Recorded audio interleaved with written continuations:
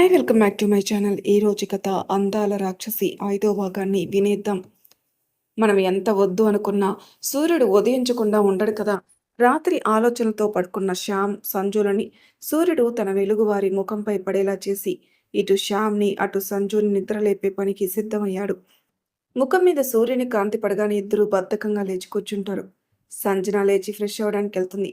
Shower on చేసి water తల మీద పడగానే ఆ నీటితో పాటు మైండ్లో ఉన్న ఆలోచనలు కూడా పోతుంటే ఫ్రెష్ మైండ్తో బయటకొస్తుంది. రెడీ అయి కిందికొస్తుంది. మురళీకారన్ లేపి బయటకొస్తుంది. రాధమ్మని తప్పుకోమని చెప్పి తనే టిఫిన్ రెడీ చేయడానికి వెళ్ళింది. సంజన ఏదైనా విషయంలో మైండ్ డిస్టర్బ్ అయితే ఇలా వంట చేసి మైండ్ని సెట్ చేసుకుంటుంది. ఈ రోజు కూడా అలాగే వంట చేస్తుంది. మురళి గారు ఫ్రెష్ అయ్యి రెడీ అయ్యి వచ్చి హాల్లోకి వస్తారు. అప్పటికే టిఫిన్ రెడీ చేసిన సంజన మురళి గారి కోసం ఎదురు చూస్తూ ఉంటుంది.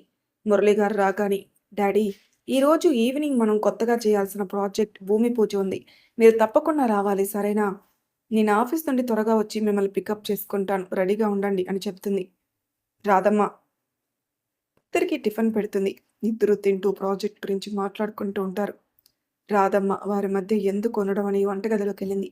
ఇద్దరు బ్రేక్ఫాస్ట్ చేస్తారు. మురళి గారు, ఈరోజు టిఫిన్ ఎవరు చేశారు సంజు, నువ్వేనా అని అడుగుతారు. ఇంతలో రాధమ్మ వచ్చి, నేను ఎంత చెప్పినా వినకుండా చేశారా అయ్యగారు అని చెప్తుంది. తెలిసిందే కదా రాధమ్మ, సంజు ఎప్పుడు ఎందుకు కుక్ చేస్తుందో, వదిలేలే అని చెప్పగానే సరే అయ్యగారు అని చెప్పి లోపలికెళ్ళింది. డాడీ, మీ టాబ్లెట్స్ అని మురళి చేతికిస్తుంది. అతను టాబ్లెట్లు వేసుకుని వాటర్ తాగి, ఇప్పుడు చెప్పు సంజు, అంతలా ఎందుకు స్ట్రెయిన్ అయ్యావు? ఆఫీస్ టెన్షనేనా లేకపోతే అని సంజుని సూటిగా చూస్తూ అడిగాడు. సంజన కొంచెం తడబడుతూ, అదేం లేదు డాడీ, కొంచెం ప్రాజెక్ట్ గురించి ఆలోచిస్తూ స్ట్రైన్ అయ్యాను. వన్స్ ప్రాజెక్ట్ స్టార్ట్ అయితే ఫ్రీ అవ్వచ్చు డాడీ, అందుకే కన్స్ట్రక్షన్ ఫాస్ట్గా స్టార్ట్ అయ్యేలా చూస్తున్నాను. ఇప్పటికే ఆ ప్రాజెక్ట్ మనకొచ్చిందని ఈగోతో ఏదైనా చేస్తారు. మెయిన్గా ఆ విశ్వ గ్రూప్ ఆఫ్ ఇండస్ట్రీస్ చాలా ట్రై చేశాడు ఈ ప్రాజెక్ట్ కోసం. బట్ గవర్నమెంట్ మనకివ్వడంతో సైలెంట్ అయ్యాడు. కానీ ప్రాజెక్ట్ కంప్లీట్ అయ్యే వరకు ఎవరిని నమ్మలేం డాడీ అని చెప్తుంది. సంజన చెప్పినంతసేపు తననే చూస్తూ ఉన్న మురళి గారు, థ్యాంక్స్ రా, నా బంగారు తల్లి అప్పుడే ఇంత ముందు చూపుతో ఆలోచిస్తూ ఉందంటే నమ్మలేకపోతున్నాను రా, థ్యాంక్స్ అలాట్ అని సంజు నుటిపైన ముద్దు పెట్టుకున్నాడు. మరి ఇక్కడున్నది ఎవరు అనుకున్నారు? The great business man Murali Sharma గారి కూతురు. లవ్ యూ డాడీ అని సంజన మురళి గారిని హక్ చేసుకుంది. రాధమ్మ వాళ్ళిద్దరిని చూసి సంతోషంగా, వీళ్ళిద్దరు ఎప్పుడు ఇలాగే సంతోషంగా ఉండాలని ఇద్దరికి మెట్టికలు విరిచింది. సరే డాడీ, ఆఫీస్కి లేట్ అవుతుంది, వెళ్తాను, ఈవినింగ్ రెడీగా ఉండండి. రాధమ్మ నువ్వు కూడా రెడీగా ఉండు అని చెప్తుంది. నేనెందుకులే అమ్మ అక్కడికి, నేను రాను, మీరు అయ్యగారిని తీసుకెళ్ళండి అనగానే, నో మోర్ డిస్కషన్స్, నువ్వు కూడా మాతో కూడా ఈవినింగ్ వస్తున్నావు అంతే అని చెప్పింది. మురళి గారు కూడా, పర్వాలేదు రాధమ్మ, నువ్వు కూడా మాతో రా, నువ్వు ఏంటి మనిషితో సమానం, సరే మేము సాయంత్రం నువ్వు వచ్చేసరికి రెడీగా ఉంటాంలే, నువ్వు వెళ్ళి సంజన, ఆఫీస్కి లేట్ అవుతుంది అన్నాడు. Sanjana okay bye daddy, Radhamma మర్చిపోకు అని చెప్పి ఆఫీస్కి వెళ్ళింది. శ్యామ్ రెడీ అయ్యి బ్రేక్ఫాస్ట్ చేసి తన బైక్ తీసుకుని ఆఫీస్కి వెళ్తాడు. ఆఫీస్కి వెళ్ళే దారి మధ్యలో తన బైక్ని లిఫ్ట్ కోసం ఒక వ్యక్తి ఆపుతాడు. శ్యామ్కి లిఫ్ట్ ఇచ్చేంత టైం లేకపోయినా అటువైపు ఏ వెహికల్స్ రావడం లేదని చాలా రిక్వెస్ట్ చేస్తాడు ఆ వ్యక్తి. బాబుగారు కరిగిపోయి లిఫ్ట్ ఇస్తాడు. ఆ వ్యక్తి కూర్చున్న తర్వాత బైక్ స్టార్ట్ చేస్తాడు శ్యామ్. చాలా థ్యాంక్స్ బాస్, ఒక ఇంపార్టెంట్ పని మీద వెళ్తూ ఉంటే సడన్గా కారు 2 టైర్లు ఒకేసారి పంచర్ అయ్యాయి. ఇంతలో ఫోన్ మోగింది.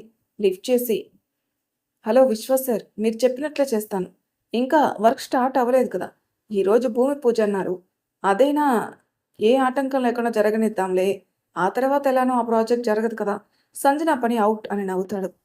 ఒక్కసారిగా సంజన పేరు వినగానే శ్యామ్ బైక్ బ్రేక్ వేస్తాడు. ఆ వ్యక్తి థ్యాంక్స్ బాస్ అని చెప్పి బైక్ దిగి అక్కడి నుంచి వెళ్ళిపోతాడు. విశ్వ కూడా నవ్వుతూ, నీ మీద నమ్మకం ఉంది కాబట్టి ఈ పని నీకు చెప్పాను. అవును, నువ్వెక్కడున్నావు, నీ పక్కన ఎవరూ లేరు కదా అని అడుగుతాడు. అంటే కారు మధ్యలో ఆగిపోయింది, లిఫ్ట్ అడిగి వస్తున్నాను, ఇప్పుడు లేర్లే, ఆల్రెడీ నేను వచ్చేసాను, నువ్వు కూడా త్వరగా రా అని చెప్పి ఫోన్ కట్ చేస్తాడు. శ్యామ్ ఆ వ్యక్తి మాటలు మైండ్లో రన్ అవుతూ ఉంటాయి. వాడు చెప్పేది సంజన గురించేనా? డీటెయిల్స్ అన్నీ అలాగే ఉన్నాయి, కానీ ఈరోజు భూమి పూజ ఉంది అన్నాడు, కానీ అలాంటిదేమీ లేదే. ముందు ఈ విషయం క్లియర్ చేసుకోవాలి, తర్వాత వారి సంగతి చూడొచ్చు. నా సంజనని బాధ పెట్టాలని చూసిన ఎవరిని నేను వదలను, ఈ ఉదయ్ శ్యామ్ కన్నా అంటే చూపిస్తాను అని స్మైల్ చేస్తూ ఆఫీస్లోకి వెళ్తాడు. ఆఫీస్లో సంజన అసలు ఎవరిని పట్టించుకోకుండా తన వర్క్ తను చేసుకుంటుంది. శ్యామ్ గురించి అస్సలు ఆలోచించకుండా ఉండాలని ఎంత ట్రై చేసినా సంజన మనసు మైండ్ని డైవర్ట్ చేసింది. ఇంకా తప్పక శ్యామ్ ఆఫీస్‌కి వచ్చాడో లేదో అని సీసీ కెమెరాలో ఆన్ చేసి చూసింది. శ్యామ్ నుంచి చూసి గుడ్. సిన్సియర్‌గా తన వర్క్ చూసుకుంటున్నాడు అని అనుకుని పక్కన చూస్తుంది. లావణ్య శరణ్యతో ఏదో మాట్లాడుతూ ఉంది. అది చూసిన సంజన కోపమొచ్చి ఫోన్ చేద్దాం అనుకునేసరికి శ్యామ్ వాళ్ళతో ఏదో మాట్లాడడం కనిపిస్తుంది. ఫేస్ చాలా సీరియస్‌గా ఉంటుంది.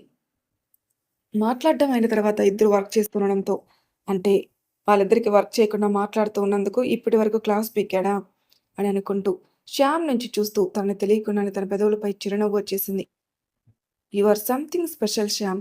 I don't know why but your presence always gives happiness to me అనుకుంటుంది. ఈవినింగ్ పూజకి శ్యామ్ని ఇన్వైట్ చేయడం మర్చిపోయాను అనుకుని ప్యూన్కి చెప్పి శ్యామ్ నుంచి తన క్యాబిన్కి రమ్మని చెప్తుంది. ప్యూన్ వచ్చి శ్యామ్ని సార్ మిమ్మల్ని మేడం గారు పిలుస్తున్నారని చెప్పి అక్కడి నుంచి వెళ్ళిపోతాడు. శ్యామ్ మనసులో ఇప్పుడెందుకు రమ్మన్నారు అంటే నేను విన్నది నిజమేనా? ఈరోజు భూమి పూజ ఉందని చెప్పడానికి పిలుస్తుందా? అలా అయితే వాడు చెప్పింది సంజన గురించే అవుతుంది. ప్రాజెక్ట్ అని కూడా అన్నాడు కదా! ఎంత ఆలోచించుకుంటే వెళ్ళి సంజనని కలిస్తే తెలుస్తుంది కదా! అనుకుని శ్యామ్ సంజన క్యాబిన్‌కి వెళ్తాడు. శ్యామ్ సంజన క్యాబిన్‌కెళ్ళి ఎక్స్‌క్యూజ్ మీ మ్యామ్ అని డోర్ దగ్గర నిలబడి ఉంటాడు. Sanjana yes come in Mr Shyam అనడంతో అతను లోపలికెళ్ళి పిలిచారట ఎందుకు మేడం అంటాడు. టేక్ యువర్ సీట్ శ్యామ్ అని చెప్పి అతను కూర్చోగానే నీతో ఒక ముఖ్యమైన విషయం చెప్పాలని పిలిచాను అంటుంది. శ్యామ్ మనసులో ఇప్పటివరకు అనుకున్నది సంజన చెప్తుందా అని ఆత్రంగా ఎదురుచూస్తున్నాడు కానీ బయటికి నార్మల్‌గా ఉంటూ దేని గురించి మేడం మీరిచ్చిన వర్క్ నిన్ననే కంప్లీట్ చేసేసాను కదా! మళ్ళీ వేరే పనిష్మెంట్ ఇస్తారా? అని అడిగాడు. సంజన కోపంగా చూస్తూ కాసేపు సైలెంట్‌గా ఉంటే నేనేం చెప్పాలనుకుంటున్నాననేది తెలుస్తుంది కదా! ఇరిటేట్ చేయకుండా చెప్పింది విను అని చెప్పి శ్యామ్ వైపే చూస్తుంది.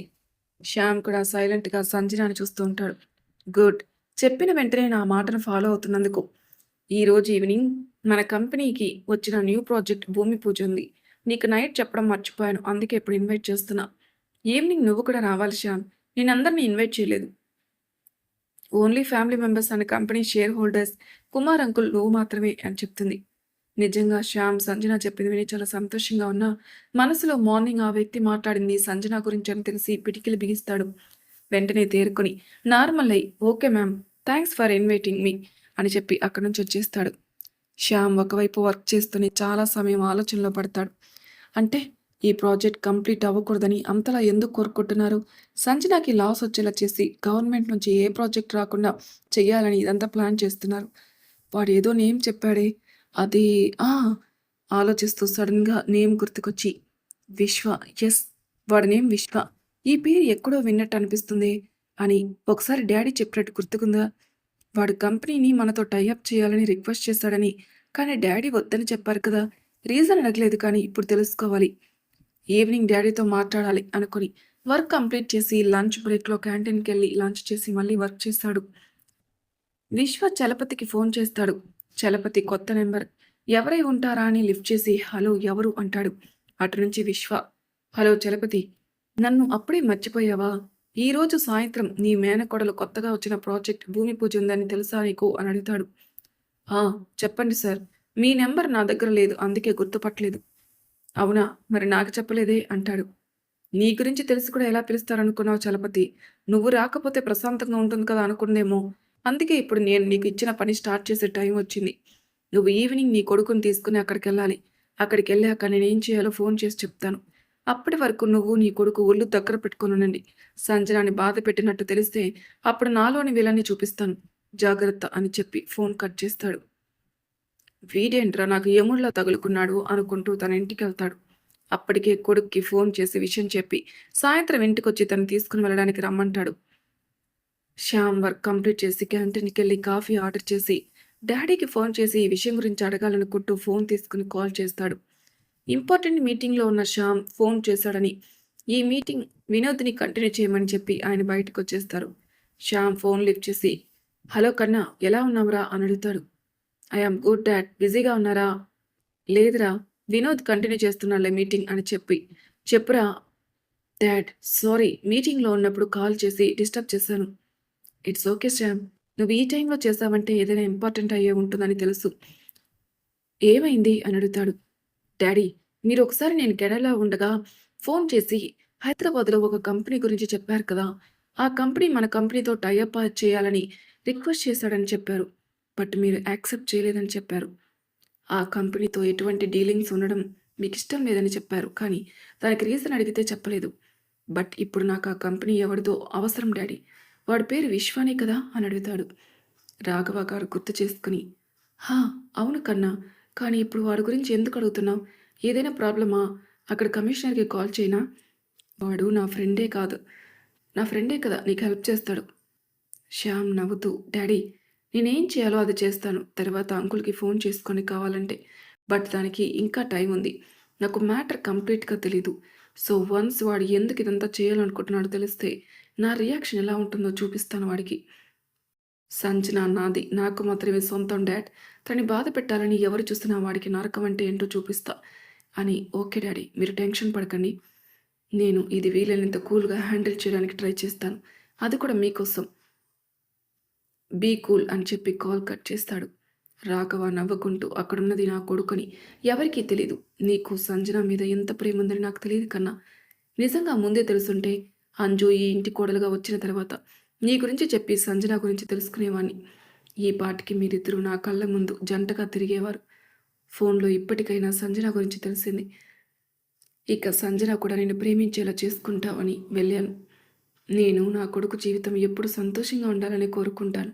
సంజన నీతో ఉంటే నువ్వు హ్యాపీగా ఉంటావంటే, నాకు సంజన నీ ప్రేమని త్వరగా అర్థం చేసుకుని, నీ జీవితంలోకి రావాలని ఆ దేవుని రోజూ పూజిస్తాను అని చెప్పి లోపలికి వెళ్ళిపోతాడు. శ్యామ్ ఆలోచిస్తూ ఈరోజు ఈవినింగ్ పూజకి వాడు కూడా వస్తాడా రాడా అనుకుంటూ ఉండంగా అప్పుడే అక్కడికొచ్చిన సంజన శ్యామ్ని పిలుస్తుంది. శ్యామ్ సంజన పిలుపుతో వెనక్కి తిరిగి చూస్తాడు. ఏంటి ఇంకా ఇక్కడే ఉన్నావు? నీకు చెప్పాను కదా ఈవినింగ్ పూజ ఉందని. నువ్వు సైట్‌కెళ్ళి అరేంజ్‌మెంట్స్ అన్నీ ఒకసారి చెక్ చెయ్యి. నేను ఇంటికెళ్ళి డాడీ వాళ్ళని తీసుకొనొస్తాను అని చెప్పి పార్కింగ్‌లో ఉన్న కారు దగ్గరికెళ్ళి ఇంటికి స్టార్ట్ అవుతుంది. శ్యామ్ సంజన చెప్పినట్టే బైక్‌పై స్టార్ట్ అవుతాడు. సంజన ఇంటికొచ్చేసరికి మురళి, రాధమ్మ రెడీగా ఉంటారు. సంజన లోపలికెళ్ళేసరికి మురళి గారు కాఫీ తాగుతూ ఉంటారు. సంజన, డాడీ 5 మినిట్స్‌లో రెడీ అయ్యి వస్తాను. రెడీగా ఉండండి అని చెప్పి రూమ్‌లోకెళ్ళింది. సంజన ఫ్రెష్ అయ్యి వచ్చి మెరూన్ కలర్ శారీ కట్టుకుని చాలా సింపుల్‌గా రెడీ అయ్యి వచ్చింది. ఫేస్‌కి ఎటువంటి మేకప్ లేకుండా. మురళి గారు స్టెప్స్ దిగుతున్న సంజనను చూస్తూ మురిసిపోతారు. మురళి గారి దగ్గరకొచ్చి, డాడీ ఎలా ఉన్నాను నేను అని అడుగుతుంది. మురళి గారు నవ్వుతూ సంజన నుదుటిపైన ముద్దు పెట్టుకుని, బంగారు బొమ్మలా ఉన్నావురా అంటాడు. సంజన నవ్వుతూ, సరే పదండి డాడీ వెళ్దాం అని చెప్పి రాధమ్మని పిలుస్తుంది. తను కూడా రెడీ అయి ఉంటుంది. ఇంకోసారి ఆలోచించండమ్మా, నేనెందుకు అక్కడికి అంటుంది మొహమాట పడుతూని.